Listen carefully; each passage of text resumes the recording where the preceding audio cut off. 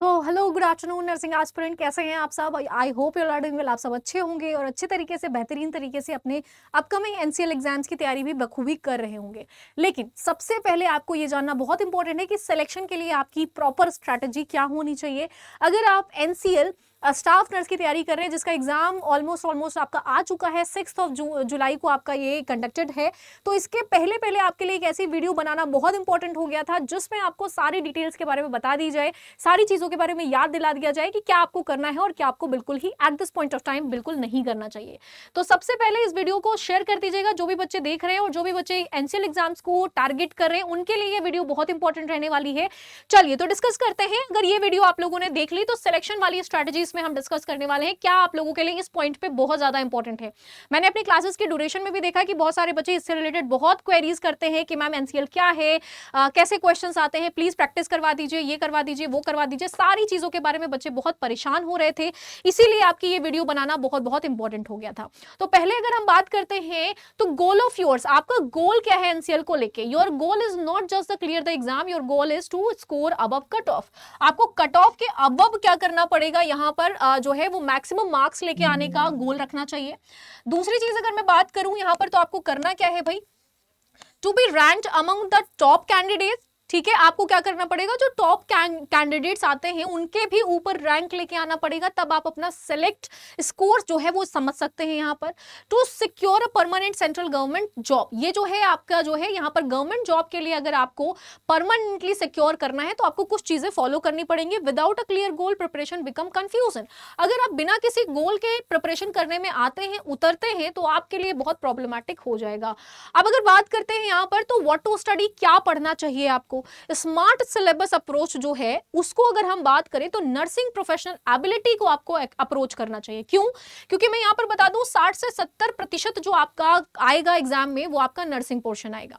ठीक है, जिसमें से आपका fundamental of nursing, medical surgical nursing, obstetric nursing, gynaecology, community health nursing, paediatric nursing, anatomy, pharmacology, mental health, nursing management, ये सारे सब्जेक्ट्स आपके पूछे जाएंगे। अब बात करते हैं उस चीज की कि भाई यहां पर मैम आप बता तो रहे हो, लेकिन मुझे ये भी बता दो साथ साथ में कि हमारा जो है यहाँ पर किस टाइप से हम पढ़ना शुरू करें ताकि हमारा एग्जाम जो है वो निकल जाए। तो मैं आपको पहले ही बता दूं बच्चे, आप अगर नए हैं और इस वीडियो को देख रहे हैं और अगर आप लोगों ने एनसीएल का फॉर्म अप्लाई कर रखा है, तो सबसे पहले तो आपको हमारे यूट्यूब चैनल को क्या करना पड़ेगा यहाँ पर।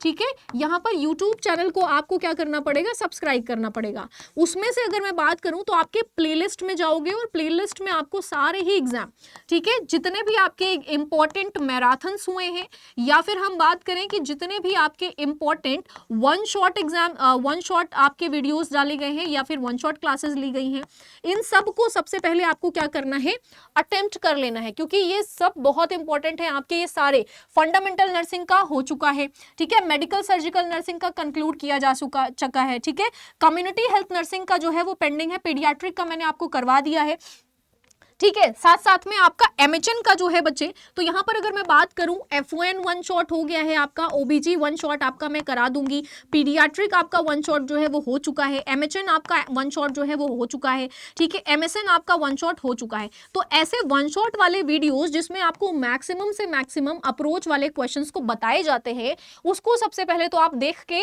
और पूरे कॉन्सेप्ट क्लियर कर लीजिए।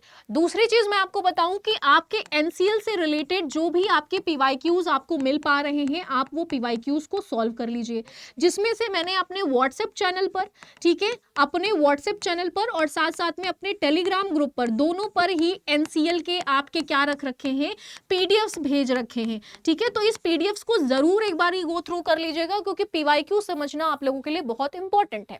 दूसरी चीज अगर मैं यहां पर बात करूं तो यहां पर बच्चों general awareness smart not overloaded, आपको डू नॉट रीड एवरीथिंग, आपको जो भी चीजें नॉन नर्सिंग पोर्शन से आती हैं, पूछी जाती हैं, उसको पूरा पूरा पढ़ने की जरूरत नहीं है।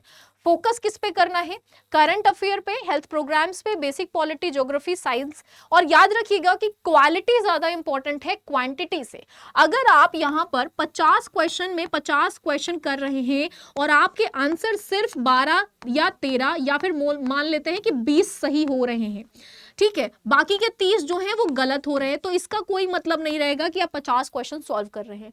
रेदर देन कि अगर आप 20 क्वेश्चन सॉल्व कर रहे हैं जिसमें से आपके 17 क्वेश्चन या फिर 18 क्वेश्चन सही हो रहे हैं, सिर्फ 2 या 3 क्वेश्चन आपके गलत हो रहे हैं, ठीक है, तो आपको हमेशा याद ये रखना है कि आपको क्वालिटी पे फोकस करना है in comparison to quantity. Quantity पे मत भागो कि 12 घंटा 14 घंटा पढ़ रहे हो लेकिन उसका कोई महत्व निकल के नहीं आ रहा है, तो दैट इज नॉट इंपॉर्टेंट, ये बिल्कुल इंपॉर्टेंट नहीं है। कम पढ़िए, बार बार पढ़िए, ज्यादा कम क्वेश्चंस को अप्रोच करिए, लेकिन प्रॉपर तरीके से करिए, वो ज्यादा इंपॉर्टेंट है।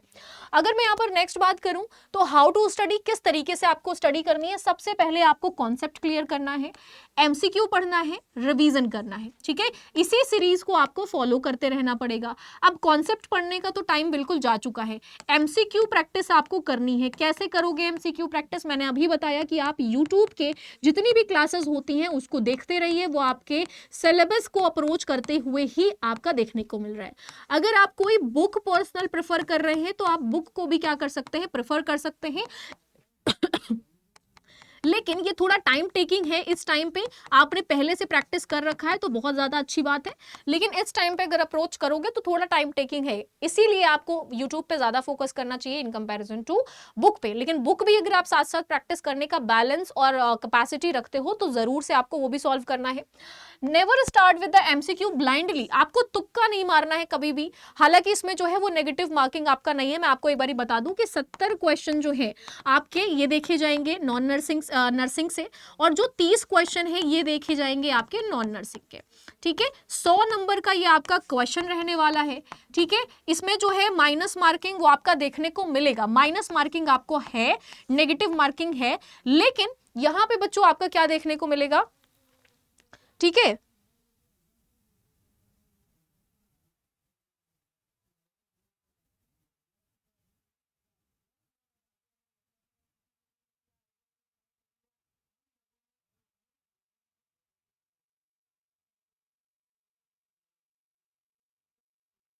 ठीक है भाई, तो यहां पर आपका माइनस मार्किंग जो है वो नहीं है, ठीक है, ये आपका माइनस मार्किंग नहीं है। इसके लिए आपको टाइम मिलेगा 90 मिनट का, ठीक है। तो 90 मिनट के टाइम ड्यूरेशन में 100 क्वेश्चन आपको करना है, माइनस मार्किंग भी नहीं है आपका, ठीक है। तो आपके लिए बहुत अच्छा है, यूजफुल, आप सारे के सारे क्वेश्चंस को अटेम्प्ट कर सकते हो, लेकिन स्टिल आपको कोशिश यही करनी है कि बहुत ज्यादा आप इस तरीके के क्वेश्चंस पे बहुत ज्यादा प्रैक्टिस ना करें जो आपको उलझा सकता है, जो आपको परेशान कर सकता है।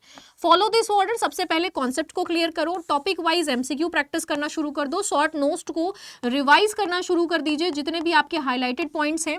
वीकली आपको रिवीजन करना है, हालांकि टाइम आपके पास कम बचा है, लेकिन जितने जितने एमसीक्यू प्रैक्टिस कर रहे हैं और वो गलत हो रहे हैं उनके कॉन्सेप्ट को रिवाइज करना अभी से फिलहाल आप शुरू कर दीजिए, ठीक है। दूसरी चीज अगर मैं बात करूं तो study like an officer not an student, do not study for an hour, ठीक है, स्टडी विद द फोकस। आपको घंटे काउंट करने के लिए बिल्कुल भी नहीं पढ़ना है। 6 घंटे अगर फोकस्ड पढ़ाई आप कर रहे हैं तो ये 12 घंटे डिस्ट्रैक्टेड पढ़ाई करने से बेहतर होगा, ठीक है। मोबाइल ऑफ कर दीजिए, एक टॉपिक को एक टाइम पर क्लियर करिए बच्चों, बहुत बहुत आपके लिए इंपॉर्टेंट है। अब एनालाइज प्रीवियस ईयर क्वेश्चंस, मैंने पहले भी आपको बताया कि आपको क्या करना है, पीवाईक्यूज देख लेने हैं, सॉल्व कर लेने हैं। रिवाइज वीक एरियाज मोर, आपके जितने भी टफ टॉपिक है इनको बहुत ज्यादा रिवाइज कर लीजिए। सिलेबस एक बारी देख लीजिएगा, सिलेबस के अकॉर्डिंग आप क्या टॉपिक रिवाइज करोगे, जो टॉपिक आपको सबसे ज्यादा टफेस्ट लगते हैं। मॉक टेस्ट और एनालिसिस जो है वो कंपलसरी होता है, जिसके लिए मैंने क्विज स्टार्ट किया था। 22 तारीख को आपका टेलीग्राम जैसे ही ऑन होता है तुरंत के तुरंत फिर से आपका टेलीग्राम पे 10:30 बजे बच्चों क्या हो जाएगा, यहाँ पर आपको 10:30 बजे देखने को मिलेगा क्विज, जिसको आप अटेम्प्ट कर सकते हैं। और इस बारी आपके 22 तारीख से लेके यहाँ पर बच्चों 5 जुलाई तक, ठीक है, 5 जुलाई तक आपका सिर्फ और सिर्फ एनसीएल से रिलेटेड आपके क्वेश्चन जो है वो प्रैक्टिस कराए जाएंगे, ठीक है। एक्यूरेसी बहुत इंपॉर्टेंट है अटेम्प्ट से, तो इसीलिए एक्यूरेसी पे फोकस करिए। Smart study means doing the right thing at the right time. अगर आप स्मार्ट स्ट्रैटेजी फॉलो करके पढ़ाई कर रहे हो तो that is means a lot, ये बहुत ज्यादा मायने रखेगा आपके लास्ट मोमेंट प्रैक्टिस पे।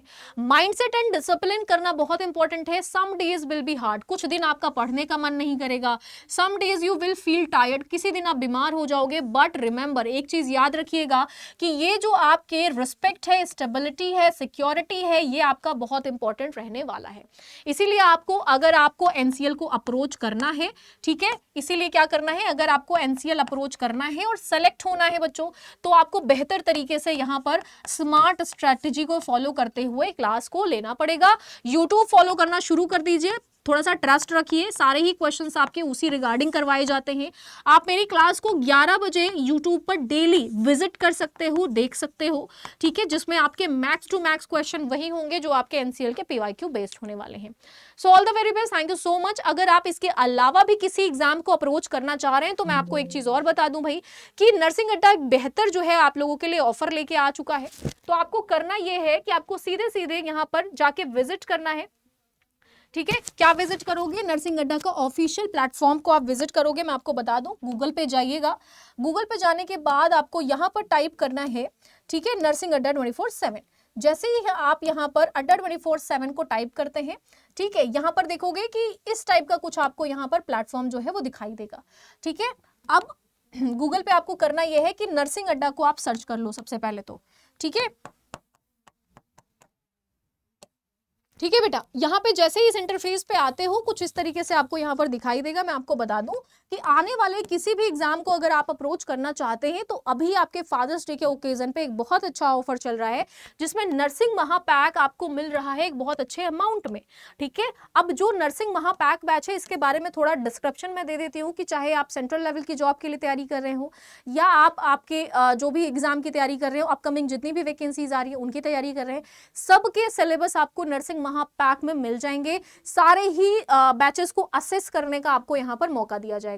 इसको बाय नाउ पे क्लिक करना है। कूपन कोड को अगर आप यहाँ पर लगा लेते हैं, जो कि आपका रहता है YT54, ठीक है, YT54 कूपन कोड को जैसे ही आप यहाँ पर अप्लाई करते हो, ये बैच आपको सिर्फ और सिर्फ 2.5K में आपको देखने को मिल जाएगा। अगर मैं यहीं पर आपको और बता दूं तो अगर आप थोड़े से भी इंटरेस्टेड हैं बाकी के एग्जाम्स को अप्रोच करने के लिए और आप जो है एलिजिबिलिटी रखते हैं, तो यहाँ पे RRB नर्सिंग सुपरिटेंडेंट, OSSSC, इन सब की जो है वो बैच स्टार्ट कर दी गई है। यहाँ पे शताब्दी RRB बैच, या फिर मैं बात करूं तो इससे रीजनेबल बैच जो है आपके RRB के लिए, ठीक है, वो है आपका जो है सुपर मोस्ट बैच जो स्टार्ट होने वाला है, ठीक है। उसको भी आप क्या कर सकते हैं, स्टार्ट कर सकते हैं।